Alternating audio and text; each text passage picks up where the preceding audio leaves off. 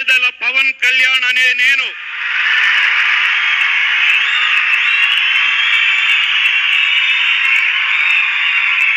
శాసనం ద్వారా నిర్మితమైన భారత రాజ్యాంగం పట్ల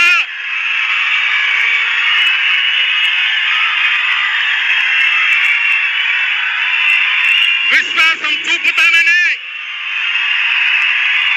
విధేయత చూపుతానని, భారతదేశ సార్వభౌమాధికారాన్ని సమగ్రతను కాపాడుతానని ఆంధ్రప్రదేశ్ రాష్ట్ర ముఖ్యమంత్రిగా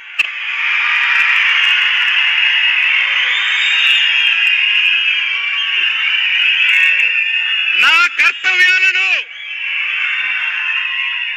శ్రద్ధతో, అంతఃకరణ శుద్ధితో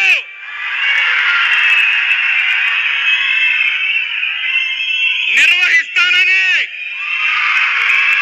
భయంగాని, పక్షపాతంగానే, రాగద్వేషాలు లేకుండా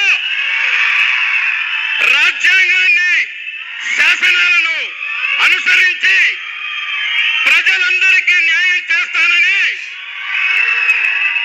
ప్రజా సేవ కోసం నన్ను కన్న నా తల్లి అంజనమ్మ సాక్షిగా ప్రమాణం చేస్తున్నాను.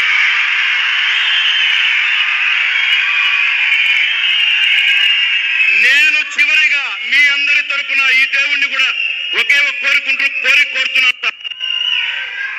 ఆ దేవుణ్ణి ఆ దృశ్యం చూసినంత వరకు ఈ కళ చూపు తీయద్దు స్వామి.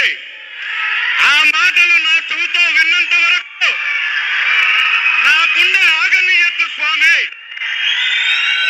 జై పవన్ కళ్యాణ్, జనసేన.